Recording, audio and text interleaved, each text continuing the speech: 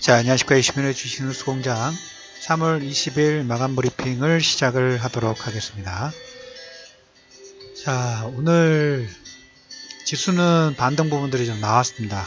삼성전자라든지 SK하이닉스, 그 다음에 코스닥도 어제 하락 부분을 일부 만회를 하는 모습들이 좀 나왔죠. 코스피, 코스닥 모두 전일 하락 부분들을 좀 커버를 좀 하는 모습이 좀 나왔습니다. 일단 선물 변동성에 의한 흐름이었습니다. 프로그램에 의해서 기관의 매수가 좀 들어왔고, 기관의 매수가 들어온 부분의 뒷바탕은 외국인들이 어제와 마찬가지로, 어제는 약간 다르게 아침에 이제 선물을 마이너스 390계약 정도부터 시작을 했다가 장중에 거의 2000계약까지 매수가 들어왔어요. 그러다가 막판에 다시 마이너스 1700계약으로 마이너스가 진행이 좀 됐습니다. 가지고 계속 변동성 가지고 위아래로 출렁거린 부분들을 좀 만드는 거죠. 여기에 외국인들 같은 경우에 아무래도 이제 삼성전자하고 SK하이닉스, 삼성전자를 일부 매도하는 모습들이 좀 나왔고, 기관은 뭐 사드 관련주라든지 그 다음에 경기 민감주, 조선, 건설, 뭐 이쪽 관련된 종목군들을 매수를 좀 했어요. 그래서 외국인들은 더불어서 코스닥 200, 코스닥 150 여기도 좀 일부 매수가 좀 들어오는 모습들이 좀 나왔습니다. 그래서 지수가 계속 그 선물에 의해서만 변동성에 의해서 위아래 출렁거린 부분들이 좀 나오고 있죠. 그래서 여러분들은 이걸 관점 부분들을 좀 체크해 두실 필요가 있어요.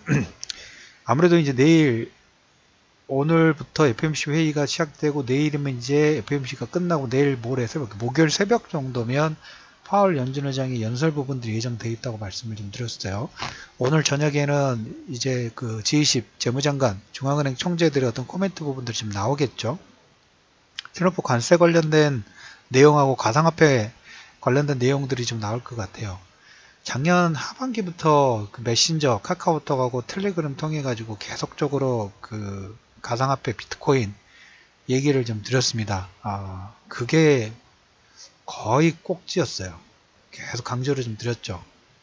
블록체인이나 이런 부분하고 비트코인이 없어지지는 않아요. 없어지지는 않은데, 중요한 것은 트렌드 자체가 한번 꺾이고, 그러니까 저렇게 기술이라든지 기술이 너도 나도 이 가상화폐 부분들을 개발하려고 하면서 코인이 늘어나는 게 아니라 블록체인 기술이 업그레이드 되는 거예요. 핵심은 블록체인이라고 말씀드렸죠.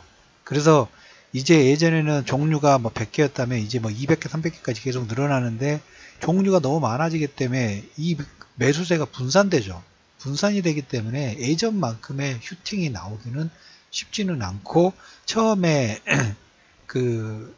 투기 심리 부분들이 극대화되면서 곡점 부분들을 찍었다는 얘기 드렸죠. 그러면서 더불어서 이렇게 버블 부분들이 일어나면서 산업이 발달을 하는 겁니다. 그래서 블록체인 기술 부분들이 산업이 발달이 되는 거고, 장중에 또 하나의 기사, 남북 그 공연 관련된 부분들을 좀 코멘트 드렸죠. 지금은 우리가 봐야 될 부분들은 외국인들이 계속 선물 가지고 FOMC 금리 인상 하느냐 안 하느냐, 그 다음에 보호무역 60조 원 이상의 지금 관세 부과 맞불 작전 트럼프가 얘기할 수 있다 라는 코멘트를 좀 하고 있죠. 저는 근데 결론적으로는 어느 정도 합의 부분들 볼 거라고 봐요. 용두사미가 될 거예요. 60조 안 됩니다. 가능성도 없고, 트럼프가 그 미친개 전략 부분을 하긴 하지만 고도의 비즈니스 전략 부분을 좀 하기 때문에 용두사미로 끝날 거예요. 하지만 용두사미인데 제가 보는 관점에서 제2의 플라자 합의에 준하는 그런 어떤 합의 부분들을 만들기 위한 전략이 아닌가라는 생각 부분을 합니다. 달러가 1960년대, 70년대, 80년대, 90년대, 그리고 2000년도 넘어서서 급팽창했던 시기가 3번 정도 대략적으로 있습니다. 그 수탈 과정이 첫 번째가 유럽이 수탈 과정으로 걸렸고, 두 번째가 독일이라든지 일본이었고, 그리고 독일과 일본 같은 경우는 플라자 합의 부분들로 수탈 당했죠. 그리고 세 번째, 수탈을 하기 위해서 그 준비 부분, 깡패가 뭐라 하면 강대국이니까 윽박지르면 어느 정도 좀 들어줘야 되겠죠. 그 선상에 있다고 보시면 돼요. 그런 생각들이 들었어요. 오후에 마감 브리핑 부분들 여러분들 어떤 코멘트 드릴까? 이건 나중에 플라자 합의 관련된 부분을 한 번 더 코멘트를 좀 드리긴 하겠습니다만은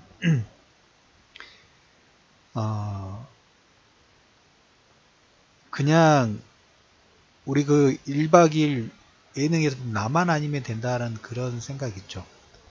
갑자기 그런 생각이 들었어요. 우리나라만 좀 안 걸렸으면 덜 그리고 다른 나라가 좀 더 많은 걸 양보하는 걸 가져가면 되지 않을까. 근데 우리나라는 일단 남북정상회담, 핵합의 이거 관련된 부분들로 어느 정도 협상 카드에서 좀 유리한 고지 부분들이 좀 있는 부분이 없지 않아 좀 있다고 생각보면 들어요. 그래서 우리나라만 좀 잘 여리저리 잘 피해갔으면 좋겠다는 생각이 듭니다.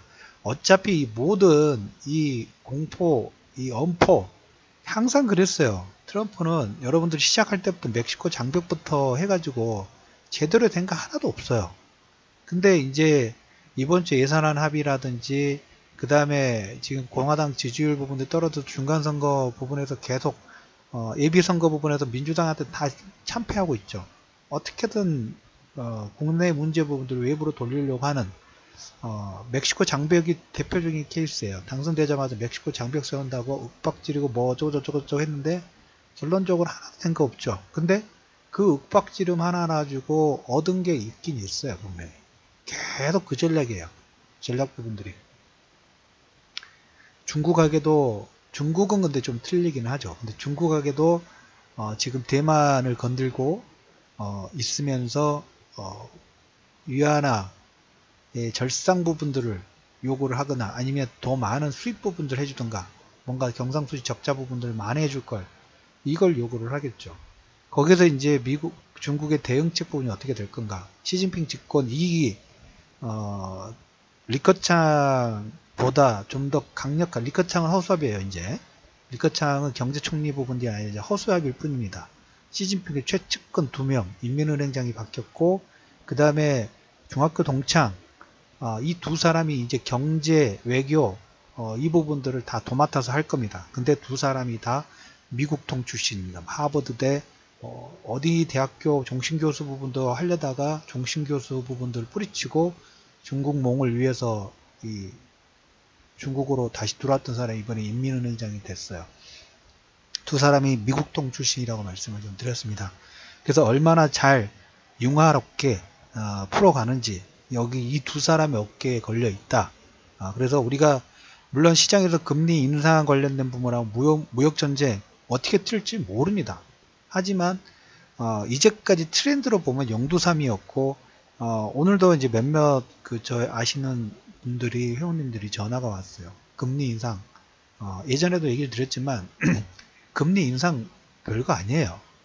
우리가 이제 중요한 것은 파월 연준의장의 컨센서스가 중요한 거지 금리 인상을 안 하면 금리 인상을 하기로 했는데 안 하면 지금 만약에 내일 들어가지고 내일 금리 인상 안 한다고 칩시다. 지금은 괜찮아요. 그럼 긍정적으로 볼 거예요. 근데 만약에 다음에도 안 하고 그러면 금리 인상을 계속 안 한다는 그 자체가 여러분들 시장한테는 마이너스 요건이에요.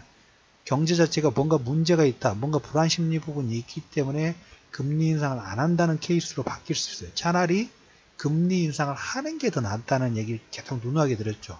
지금은 인플레이션 시대입니다.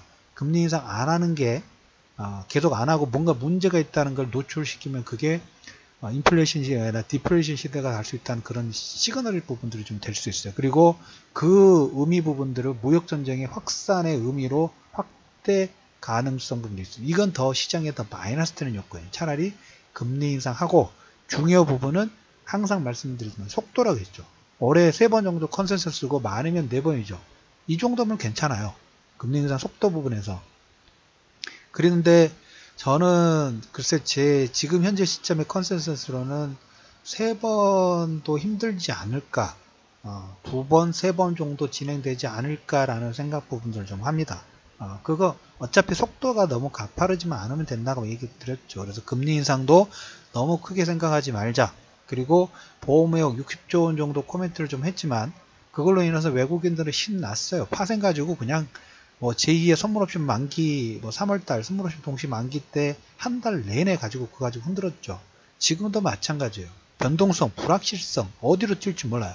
한마디가 어떤 코멘트를 하느냐에 따라서 위리 튈 수 있고 너무 많은 변수 부분들이 있기 때문에 시장에서는 부분이 아니라 어차피 외국인들은 지금 일부 금액이긴 합니다만 최근 트렌드를 보면 삼성전자라든지 SK하이닉스 시가총액이 높은 종목군들이 일부 차익 부분에서 경기 산업재 쪽으로 이쪽 저가 매수 부분들 하고 있는 모습도 계속 체크가 되고 있고 기관들도 이쪽에 계속 고간을 좀 채우는 전략 부분을 좀 하고 있는데 그 틈새 시장에서 파생 가지고만 놀죠. 왜? 변동성으로 치고 빠지고 오늘도 보세요. 아침에 390계약 정도 매도가 나왔다가 장중에 거의 2000계약 매수가 들어왔다가 막판에 2000계약 매도로 그러면 위아래 진폭만 본다 하면 거의 4000계약 5000계약 정도 위아래로 신나게 왔다 갔다 변동성 치고 빠지고 하죠. 물론 지수상으로는 올라왔지만 외국인들은 지금 파생의 모든 집중 부분들 하면서 이 불확실성 해소 부분이 어느 쪽에 코멘트가 되는지 하지만 밑에서 저가 매수 부분들 좀 하고 있죠. 그래서 금리 인상의 속도가 급하지 않으면 금리 인상 자체를 절대 두려워할 필요가 없다라는 얘기를 첫 번째 얘기를 드려보도록 하겠고 두 번째 12 집권 2기 부분들이 시작이 됐다고 말씀을 좀 드렸어요. 그래서 이제 리커창은 허수아비입니다. 허수아비고 두 명의 한 명은 중학교 동창, 한 명은 인민은행장 되는데 두 사람의 관계 자체가 상당히 돈독했고 미국 통이라는 얘기를 드렸어요. 그래서 어떻게 풀어갈 겁니다. 아마 미국, 중국 같은 경우에는 수출을 확대하는 전략 부분들을 집권 2기에 할 가능성 자체는 상당히 낮아요. 내수를 다지면서 체질을 좀 더 단단하게 하는, 그러니까 부채라든지 그 다음에 수출 주도형 그런 전략보다는 내부를 좀 더 부채를 좀 줄이고 디레버리징하는 뭔가 지난해 말씀드렸죠. 채권통이라든지 위안화 부분들을 좀 확대 그 국제 통화 부분들을 하기 위해서는 좀 더 내실 부분들이 좀 탄탄해야 되겠죠. 그 작업 부분들을 좀 진행할 겁니다.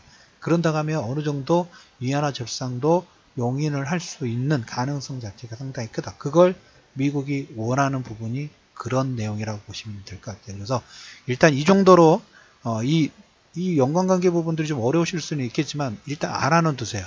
알아두면서 우리가 이제 향후에 나오는 내용을 보면서 또 추가적인 코멘트를 좀 드려볼 예정들이니까 일단 파월 아직 길들여지지는 않았습니다. 전에 우리가 버냉키가 그런 얘기 드렸었죠. 버냉키 그린스펀 풋이 됐었죠. 뭐 하방을 좀 막아주는 그런 뭐 시장이 원하는 코멘트만 해줬는데 버냉키 같은 경우는 처음에는 어떤 코멘트 부분들 제대로 하지 못해서 시장에서 오해를 많이 일으키면서 약간 시장에 반하는 시장에 뭐 역동적으로 뭔가 코멘트 부분들 도와주는 역할보다는 뭔가 불확실성을 더 만드는 게 버냉키의 초창기 연준호장의 모습이었어요. 파월도 경험이 그렇게 많지는 않습니다. 경제학자 출신이 아니라서 그래서 어떻게 될지 모르겠지만 일단 트럼프가 일단 꽂았던 사람이기 때문에 시장에 너무 이렇게 반하는 그 다음에 트럼프가 원하는 방향으로 코멘트가 될 가능성이 일단 높지 않느냐라는 얘기를 좀 드려보도록 하겠습니다. 그래서 버냉키를 담지 않고 그린스펀을 담기를 그런 코멘트 이상한 코멘트만 안 하면 돼요. 우리가 어떤 내용 나올 수 있지만 질의응답 시간에 지난번에도 질의응답 시간에 그 한마디로 장중 변동성 부분 만들지만 바로 또 커버를 좀 시켰죠. 그래서 금리 인상 속도가 높아지기는 시장 여건상 시장 컨센서스상 그렇게 높진 않다. 그리고 금리 인상 안 하는 게 차라리 하는 게 낫다. 단지 속도만 0.25bp 정도 예상을 하고 있는데 그 정도만 나오면 시장에서는 차라리 긍정적으로 볼 가능성 자체가 높다는 얘기를 좀 드리면서 오늘 우리가 60조 원 정도의 달러 관세 이 부분은 이제 뭐 다음 주까지 계속 코멘트가 좀 되겠죠. 근데 우리가 봐야 될 부분들은 이거 그래서 어떻게 보면 3월달 4월달 여기가 어떻게 보면 올해 하반기까지 모두 큰 방향 부분들 대략적으로 결정되는 중요한 구간이긴 합니다. 그래서 그럼에도 불구하고 오늘 장중 텔레그램하고 카카오톡 이 방송 들으신 분들은 장중에 계속 그 중요 메시지 부분도 있으면 그쪽에 올려드리니까 그쪽 들어오셔가지고 체크하시면 될 것 같고, 홈페이지도 물론 올려드립니다만은 그냥 텔레그램하고 카카오톡에 계신 분들 들어오셔가지고 그쪽에서 중요 이슈 부분들은 체크를 받으시고, 체크할 부분들은 오늘 이번 달 말, 4월 말에 이제 남북 정상회담이 예정이 되어 있죠. 이 남북 경협 관련된 부분들이 그 외부의 글로벌 매크로 부분들 다 이겨버릴 수 있는 하나의 빅카드 중에 하나예요. 저는 이 부분이 좀 더 커지기를 기대해 봅니다. 우리가 이 내용 부분들이 진행된다가 물론 쉽게 되지는 않을 거라고 생각을 합니다. 과정이 그렇게 쉽게 될지는 않을 것 같아요. 지금 미일 정상회담이라든가 4월, 5월, 6월 달까지 되는데, 이 내용이 우리나라 향후 20년의 먹거리, 그리고 우리나라 종합지수가 바로 스트레이트로 2자에서 3자로 갈 수 있는 호재의 내용이란 얘기를 좀 다시 한번 드려보면서 금요일 3월 20일 이슈맨의 주식 뉴스 공장 마감 브리핑을 마무리하도록 하겠습니다.